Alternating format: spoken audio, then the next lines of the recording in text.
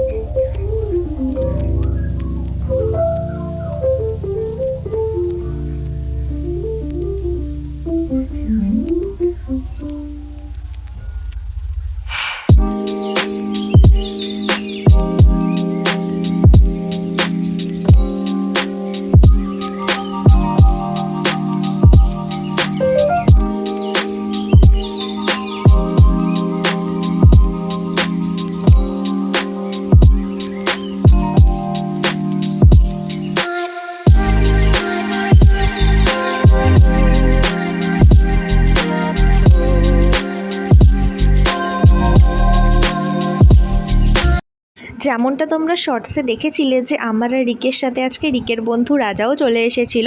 আর আমাকে দেখো, এদিকে তো পুরো ঘেমে স্নান করে গেছি, বাকি দুজন কিন্তু একদম শুকনো। বাট আমাকে দেখে মনে হচ্ছে সমুদ্র থেকে আমি উঠে এসেছি। সিরিয়াসলি এত ঘামি আমার দম আটকে যায়। যাই হোক, বাদ দাও, কাজের কথায় আসি। তো যে খাবারগুলো দেখছো, এগুলো ছাড়াও আমরা আরও দুটো আইটেম অর্ডার করেছিলাম, যেটা হচ্ছে পিৎজা আর স্যান্ডউইচ। বাট ওনারা বললেন যেহেতু ক্যাফেটা একদম নতুন না, সমস্ত খাবার এখনও অ্যাভেলেবেল নেই, যেগুলো খুব তাড়াতাড়ি পাওয়া যাবে। তো পিৎজা স্যান্ডউইচটা এখন হবে না, কন্টিনেন্টাল এখনও শুরু করা হয়নি। আর এদিকে আমরা অর্ডার করেছিলাম ক্রিসপি চিকেন, স্ট্রবেরি মিল্কশেক আর চা। ক্রিসপি চিকেনটার প্রাইস মেবি 283 টাকা ছিল, যেটা আমার একটু বেশি লেগেছে কোয়ান্টিটি অনুযায়ী। কোয়ান্টিটিটা যদি একটু বাড়ানো হয় তাহলে ঠিকঠাক আছে। খেতে মোটামুটি খারাপ ছিল না, ভালোই ছিল। তো আমি ওনাদেরকে রিকোয়েস্ট করবো কোয়ান্টিটিটা যদি একটু বাড়ানো যায়। আর স্ট্রবেরি মিল্কশেকটার প্রাইস ছিল 150 টাকা, যেটা খেতে আমার বেশ ভালো লেগেছে। এছাড়াও আমরা একটা মিল্ক টি নিয়েছিলাম, যেটার প্রাইস ছিল হচ্ছে কত জানি ছিল 45 টাকা। তো এই। আচ্ছা, তুমি ওর সম্পর্কে, তুমি তোর ছোটবেলার ফ্রেন্ড, তাহলে ওর সম্পর্কে যত জানো সেগুলো সব রিভিল করে দাও আমার কাছে। ঘুটি বেঁকে যাবে, তাহলে ঘুটি বেঁকে জলে ফেলে দেবে একদম। তারপর এই যে এখানে জল আছে, জানি না কতটা দেখতে পাচ্ছ, ওই যে জলের মধ্যে থেকে বাইক আসছে, মনে হচ্ছে না সমুদ্রের মধ্যে থেকে গাড়ি আসছে। আচ্ছা, তোর কখনো মনে হয় না যে ও তো তোর সম্পর্কে সব জানে, সেগুলো আমার সামনে বলে দিতে পারে? তার মানে তুমি আমাকে ভয় পা, তার মানে সত্যি কিছু আছে। দুজনে একদম চাড্ডি ওয়াড্ডি আর কি। দেখো, ফ্রেন্ডশিপ কতটা লয়াল হয় সেটা আমি ওদের দুজনকে দেখে বুঝেছি। ছেলেদের মধ্যে একটা ব্যাপার থাকে, ওরা কেউ কখনো কারোর নামে কিছু বলে না, কিন্তু আমি জানি অনেক কিছুই জানে। ওই যে হ্যাঁ করছে, শুনলে মনে হয় ঘটি বেঁকে যাবে। সন্ধে হয়ে গেছে, আলো জ্বলে গেছে, ভীষণই সুন্দর লাগছে ক্যাফেটাকে। আর কোনো ক্যাফে বা রেস্টুরেন্ট যদি হোয়াইট থিমের উপর বা এরকম একটা থিমের উপরে করা হয় না, তো আমার তো আরও বেশি ভালো লাগে। তাই আমার এটা ভীষণই সুন্দর লেগেছে। আর সমস্ত লোকেশন কৃবৃত্তান্ত আশা করি তোমাদেরকে সব বুঝিয়ে দিয়েছি। আমরা একটা পুচকু ছাতার তলায়, পুরো বৃষ্টিতে দেখো পুরো ভিজে গেছি। আমরা পুচকু ছাতার তলায় 3 জন মিলে যাচ্ছি। ওই যে পেছনে রাজা, এইখানে রিকা, আর এখানে আমি যাচ্ছি বলতে আমরা, হ্যাঁ এখানে চিকা।